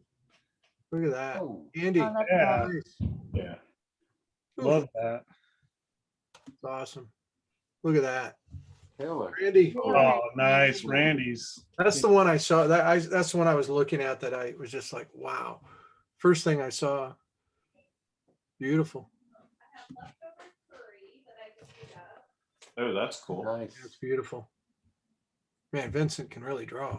Jeez. Yeah. Oh, that's really nice. too. Good. Good gesture. Another good one. That's cool too. Oh, that's fun. Mm. Uh-oh. Ooh, Doug's here. Doug Bell. Hey, Doug. I love how you handled the direction of like changing it for the hair versus the face. Yeah. Yeah. Doug's almost get. Jeez. You know, stop. Doug stuff's all an accident. It just, I know. it accidentally happens that way every single time. Oh Yeah, my he's- gosh. You could sell like a filter to the Apple store. It's so great. Ooh, Killed it, Doug. that is nice. Wow. That's really powerful. Behind the eyes or on the glasses, that's cool. That's fantastic. wow. I want a Doug Bell filter on my phone. Yeah. I want him on my glass. That's really For nice. Zoom. Hello, Ben. Very nice, Ben. Oh, that's Wow. beautiful. Oh, that's you got all the great. glasses? Oh, Wow. Gary can draw.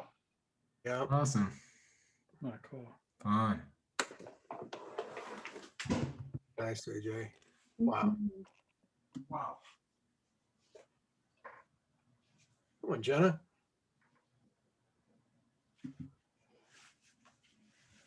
Oh, that's Oh, fun. that's cool. Very Kind fun. of punk rock. Really Very nice. nice. Very good. I swear, it just Clark Kent all the way. Yeah. Oh, that's got attitude. Really nice. Jeez.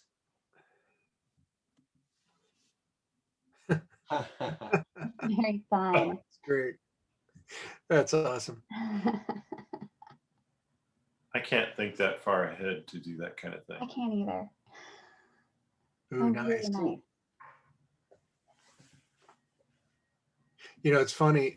I almost changed the order when Chris told me he was only going to be here for the first half because I wanted Chris to do that last pose real badly. Mm. But I thought the Clark Kent one was really good for him too, Hmm. and he killed it. Yeah. Yeah. Oh, Ooh, that's nice too. we have a winner. Excellent job. Oh my gosh, I love these things. Way to go, Felicity. Great. Nice, Chuck. Yeah. Oh, yeah. I like that you just made just the apron yellow. That's cool. Really nice. Oh, that's nice too. I love Very that. good. Yeah, isn't that fun? Hmm. She's really got good control of, I mean, her work all kind of fits together. She's got really good, she handles it really well. Oh, that's nice. Wow. Yeah. Very nice. Nice drawing. Yeah. Hmm. Fun. Good. Nice. Oh, that's That's really very great. nice too. Nice, Jenna. Wow. Wow. Boy. That's fun. Um, Oh, job. yeah, I was going to say that. That looks Really familiar. nice. It's like almost Joe Ciardello. Yeah, I was just going to like say Gary that. Blue. Don Cuneo crossed with Joe Ciardello. Uh-huh. Really nice. Tom will be hanging out in that corner at the next society opening. Yeah. Bill, was that your cat? Yes. Wait, who was that? Oh, that was, oh, man, that was Tom. Nice. Yeah, Oh, Yeah, it's cool. Tom Shannon. Oh, cool. Really cool. Studio Bridge prize winner. That's right. But he Congratulations. brought a bunch of art supplies. He drew with us this morning too. Yeah. Yeah. Tom's been killing it lately. Yeah. he's very good. Oh, Oh, that's good job. Well done. nice. Yeah, really nice. Way to Really go, nice, Rebecca. It needs to be Felicity's mom. Oh, stop. It's a great job, Rebecca. Oh, Very nice too. Yeah, I love that. dang. Look at those forearms. Fantastic. Oh, that's bad. Nice drawing. Mhm. Oh, cool. Dale, you don't know that? I don't know. Have you heard me say this before? Ben's a sophomore in high school. Oh, that's No really kidding. impressive. Yeah, Whoa. pretty focused. Wow. And he's getting better every time, you know, He is. He's Right. getting a lot better. like that controlling that one's great. Oh, that's beautiful. Very nice. Oh, I love that. Oh, that's cool too. Nice. Nice. Jeremy, good job. Oh, yeah. Colors. That's fun. Oh, love That's- that. Oh, really nice.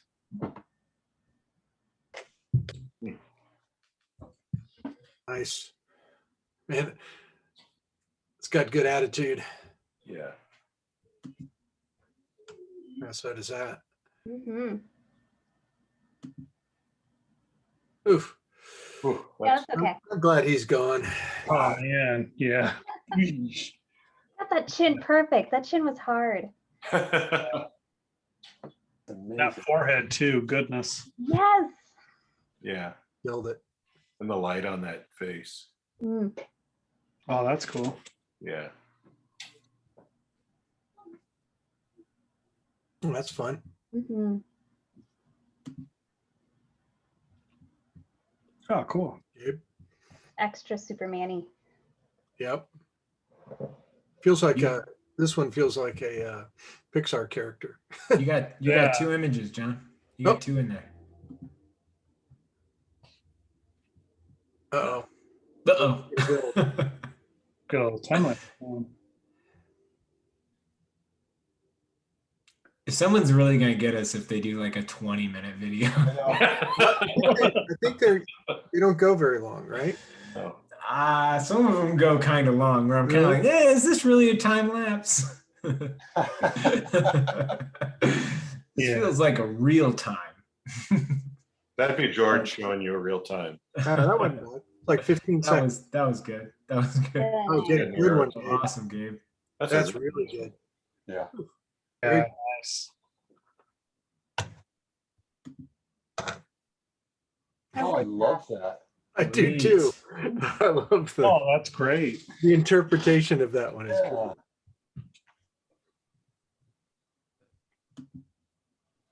Well, that's fun too. Nice. Really nice. It's almost got like a Sheila feeling to it. Yeah. Mm-hmm. That's a big compliment, by the way. Oh, Oh, I love that. awesome. Nice, man. Randy. Sweet.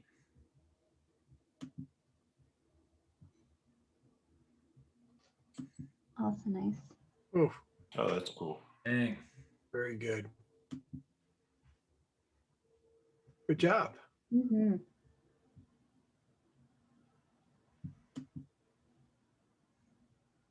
Nice, Andy. Dale, is that a cat? Oh, Jesus. Yeah. Sorry. Oh, my God. I had a cat problem in the house. I thought you were maybe just showing off your hair.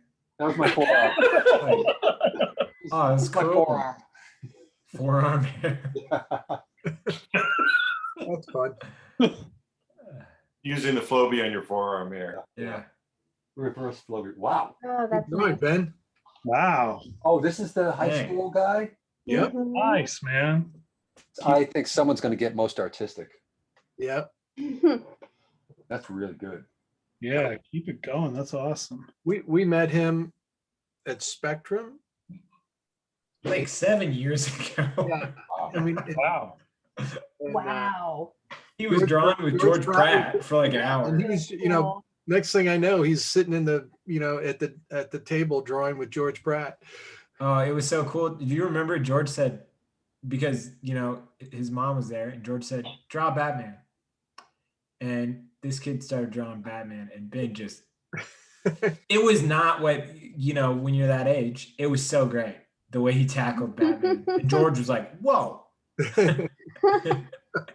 It was fun. It was really fun to see happen. George is like, hey, that's my territory. Yeah. Hey, stop drawing Batman. Don't ever draw Batman again. Jenna, I agree. Nice, Jenna Jack. said I wasted my teenage years.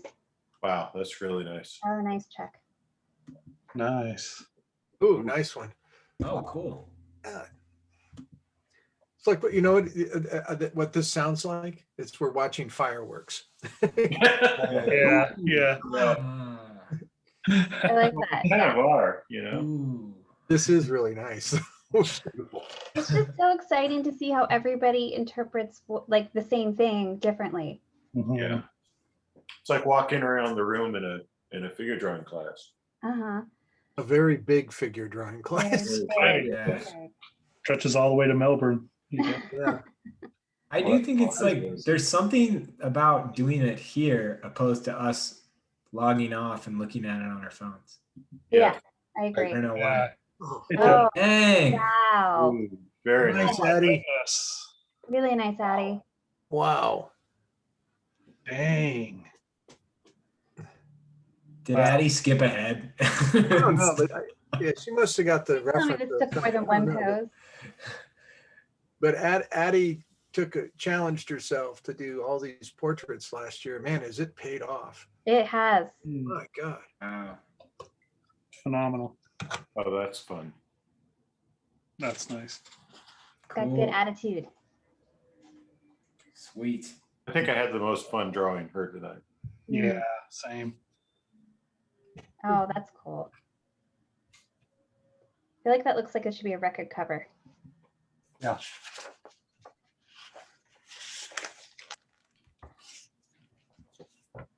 Wow. That's sweet.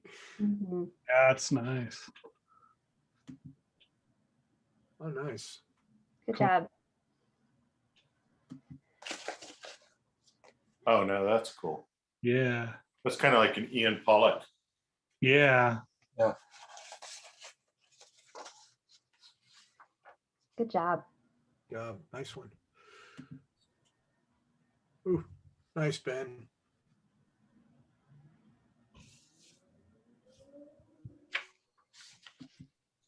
I love seeing people's work and then you see them years later.